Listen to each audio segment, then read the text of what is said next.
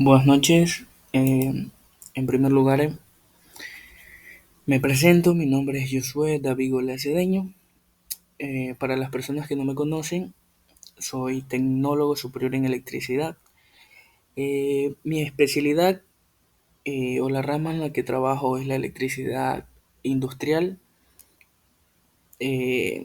más que la electricidad residencial en este caso. Pero en ambas áreas soy técnico. Eh, antes de empezar, quisiera dejar claro que el motivo de estas clases es para poder ayudar a las personas que desean aprender, entender y a su vez poder subsistir o vivir de esto. Mi intención es ayudarlas a estas personas, a ustedes, compartiendo mis conocimientos que he adquirido a lo largo del tiempo, tanto conocimientos teóricos como conocimientos prácticos.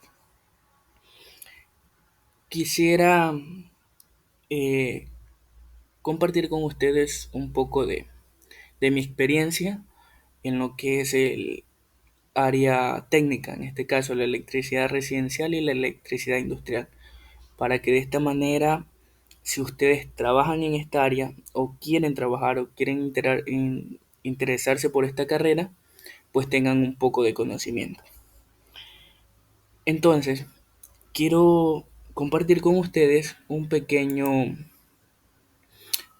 eh, diagrama, archivo, que ayer estuve realizando para poderles mostrar a ustedes.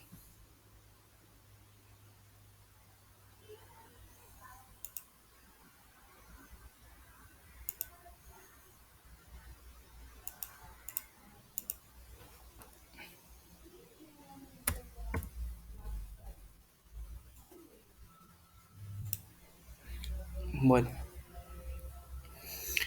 a ver, quiero compartir con ustedes dichos conocimientos como se lo vengo mencionando.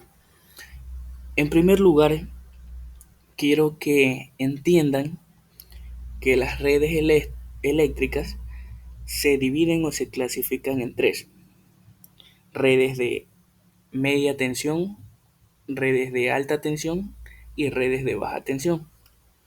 O en orden en este caso, redes de baja tensión, media tensión y alta tensión. Pues según Arconel, que es la institución que se encarga de regular los servicios de electricidad en el país, las redes de electricidad se clasifican según su tensión o voltaje, que es lo que se conoce. En este caso, las redes de baja tensión se clasifican desde 0 hasta 0,6 kV, es decir, 0,6 kilovoltios o 600 voltios. Las redes de media tensión van desde los 600 voltios hasta los 40.000 voltios. Esas son las redes de media tensión. Y las redes de alta tensión parten desde los 40.000 voltios en adelante. En este caso, en el país, eh, tengo entendido que se manejan voltajes en alta tensión hasta los 200.000 voltios. Quiero dejar algo claro. Eh, Esas son las regulaciones que en este caso nos permite o nos da a conocer a Arconel en este caso. Pero cuando uno realiza su licencia de riesgo eléctrico para poder estar calificado para maniobrar o trabajar con energía, nos especifican que nosotros podemos trabajar, los electricistas o los técnicos en electricidad en baja tensión hasta 1000 voltios. Ya. En el área industrial encontramos redes trifásicas, en este caso. También vemos redes monofásicas y redes trifásicas. ¿Qué son las redes monofásicas y qué son las redes trifásicas? Las redes monofásicas son las redes que generan una tensión secundaria a través de un transformador al cual le ingresa una línea eh, principal de la red de media tensión. A eso se conoce como una red monofásica de baja tensión, ¿ya? Entonces, o un sistema monofásico en baja tensión. Y los sistemas de trifásicos de baja tensión son aquellos sistemas los cuales eh, reflejan el diferencial de potencial o la tensión de acuerdo a la conversión que se hace por medio de un transformador trifásico. Como su nombre bien lo dice, trifásico le ingresan las tres fases de la red de media tensión. Entonces, quiero empezar explicando a ustedes desde algo muy básico, que muchas personas a veces me preguntan o me dicen, no, pero yo me confundo a la hora de distribuir los circuitos en una casa, en un lugar donde van a tener instalaciones domésticas en este caso. Entonces, quiero que ustedes logren entender que en una casa, en este caso es un ejemplo sumamente básico, pequeño, quiero compartir con ustedes que aquí vamos a tener nuestro suministro eléctrico, donde vamos a contar de dos líneas, en este caso de energía, fase uno, fase 2, nuestro neutro y nuestra puesta a tierra. Que quiero explicar que nuestro neutro y la tierra son dos cosas muy distintas. En primero, el neutro, como su nombre lo dice, es un conductor que su diferencial de potencial es cero, o sea, es neutro, no genera ningún diferencial de potencial, ¿ya? Y la tierra se utiliza para la protección de nuestro circuito. Hay muchas personas que a veces al neutro le dicen la tierra, y eso está muy mal, son dos cosas muy distintas. Claro que el neutro se debe de enmayar con la tierra. Al decir enmayar, se debe empalmar, es decir, hacer un puente entre estas dos eh, líneas o cables o conductores, como ustedes quieran llamarlos, o a veces se ven reflejados en el mismo transformador. Esto se utiliza para eliminar cualquier corriente parásita, ¿ya? Entonces, quiero dejar claro eso. Suponiendo que este es el suministro, bueno, en este caso, este ejemplo, va a ser el suministro que vamos a obtener de la empresa eléctrica, que nos va a dar la fase uno, la fase 2, que entre fase y fase generamos el 220 voltios, y entre cualquiera de estas dos fases, fase uno y el neutro, vamos a hacer 110 voltios, o fase 2 y neutro, vamos a hacer 110 voltios. Entonces, la empresa eléctrica en este caso nos va a suministrar esta, estas líneas donde vamos a encontrar tensión. Luego de eso, ellos se van a encargar de un medidor, que obviamente aquí lo he omitido, pero debe de ir. ¿Ya? Entonces, luego de que nosotros tenemos los conductores de baja tensión, en este caso, va hacia nuestro medidor. Y del medidor, nosotros vamos a utilizar un disyuntor, breaker o diferencial o fusible, lo que ustedes deseen poner para protección de los circuitos. Esto hace o evita que si se genere un cortocircuito en líneas principales, no se, no se dañe el medidor o a su vez no se quemen los fusibles que a veces saben utilizarse en el cable antihurto, o a su vez que se dispare la vela del transformador en este caso. ¿Ya? Debemos utilizar un breaker de protección de dos polos. El amperaje es la protección que vamos a utilizar para que estos circuitos, este circuito general de esta casa, el consumo que va a haber, sea la protección de dicho circuito general. Normalmente ustedes se dan cuenta que en la caja de breaker tenemos breaker individuales, ¿ya? Breaker individual. Pero estos breakers son para la protección de cada circuito individual que vamos a tener. Y el breaker o el disyuntor o lo que vayan a poner de protección aquí es la protección general de toda la carga que va a pasar aquí, ¿ya? Por ejemplo, pasa algo, eh, X razón, se hace un cortocircuito, se genera un cortocircuito entre líneas. Y nuestro breaker de protección calculado para una pequeña casa donde hemos utilizado una caja de breaker de 8 polos, vamos a ponerle un breaker de 2 polos 60 amperios. ¿Ya? Entonces, por X razón, ese consumo se genera del cortocircuito. Ustedes saben que cuando hay un cortocircuito se va a elevar el amperaje de manera abrupta, ¿ya? Entonces, este breaker va a permitir proteger nuestro circuito.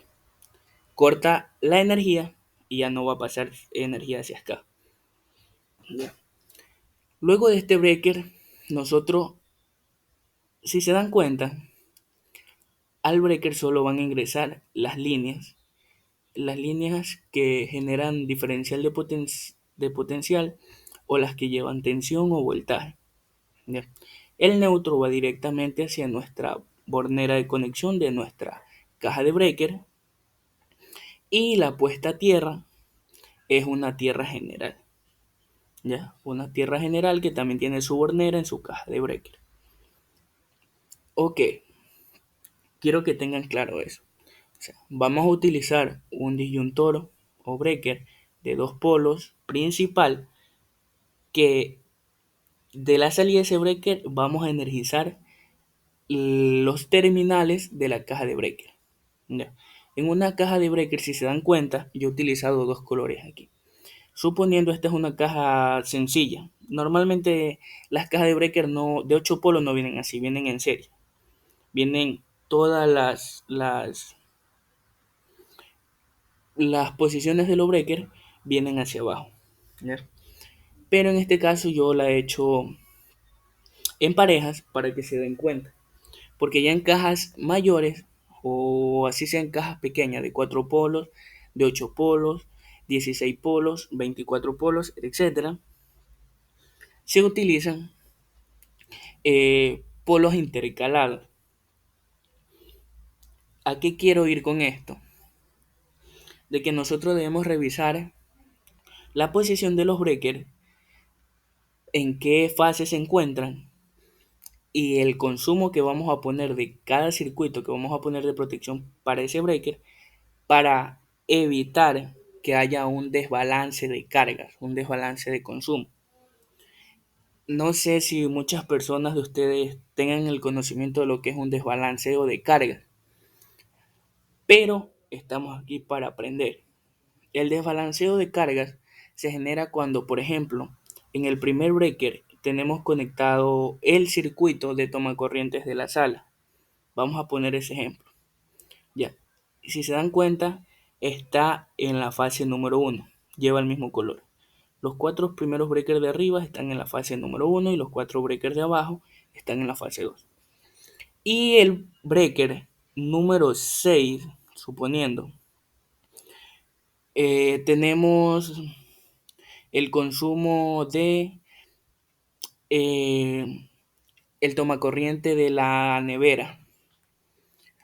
Entonces, en el momento de que haya una carga, un consumo pleno, nosotros sabemos que nuestra nevera al momento de cargar eleva su amperaje, a veces va a llegar a 15 amperios, 12 amperios, 13 amperios. ¿ya?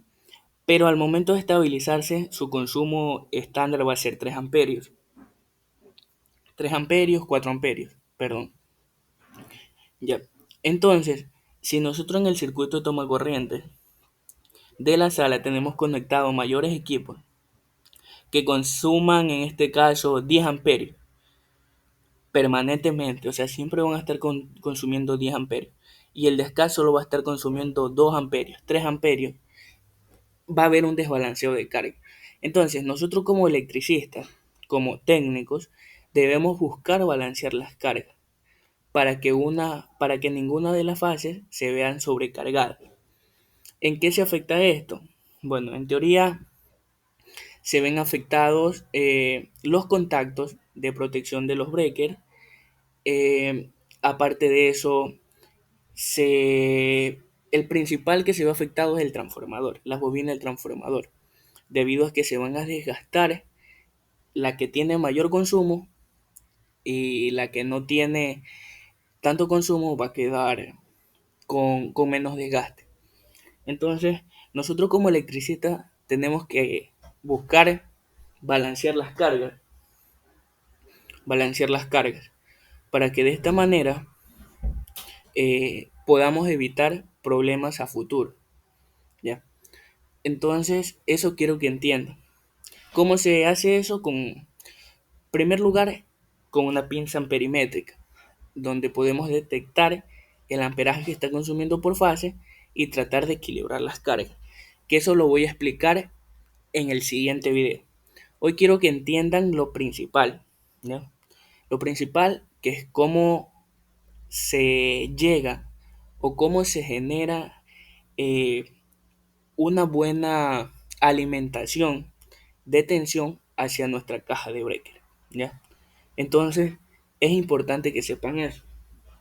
Es importante que sepan que debemos eh, tener bueno, el medidor es parte de la empresa, de eso se carga la empresa eléctrica, y luego del medidor nos encargamos nosotros, ¿ya? A veces la empresa eléctrica sabe dejar el disyuntor ellos mismos, y luego a la salida del disyuntor le corresponde al electricista, que sea que usted haya contratado o si usted es el electricista, ¿ya? Entonces, eso debemos entender. Luego de el disyuntor, la ubicación de las líneas que vamos a tener en este caso, conocer cómo se encuentran localizadas las líneas que van a no sobrecargar, sería situarse, las líneas que van a situarse entre la primera fase y las líneas que se van a situar entre la segunda fase, o sea, diferenciar, a eso es lo que me refiero. Saber en qué posición se van a encontrar los breakers que están sobre la fase número 2 y los breakers que están sobre la fase número 1 para evitar un desbalanceo de cargas. Luego de eso, vamos a ver los siguientes circuitos que eso vamos a ver en el siguiente video. Primero quiero que entiendan eso y saber que es importantísimo aterrizar cada uno de nuestros circuitos eléctricos. Y por favor, no olvidar, usted quiere ser un buen electricista, aterrice sus circuitos, aprenda a diferenciar la tierra general de nuestro neutro o conductor con un potencial de cero, ¿ya? Entonces, aprendamos, ¿sí? Aprendamos. Espero que me entiendan. La siguiente clase vamos a aprender sobre la distribución de circuitos y la protección que vamos a utilizar de acuerdo a este pequeño diagrama que hemos utilizado. De mi parte, espero que me sigan, que compartan y que puedan aprender en conjunto a mí. Tal vez me puedan enseñar si algunos de ustedes tienen experiencia o me puedan corregir, ¿ya? La idea de este video, como le digo, es que ustedes entiendan, aprendan y pongan en práctica, ¿sí? Entonces estaré subiendo más videos que puedan ser de utilidad para ustedes. Muchas gracias y que tengan un excelente día, una excelente tarde o una excelente noche. Un gusto poder compartir con ustedes.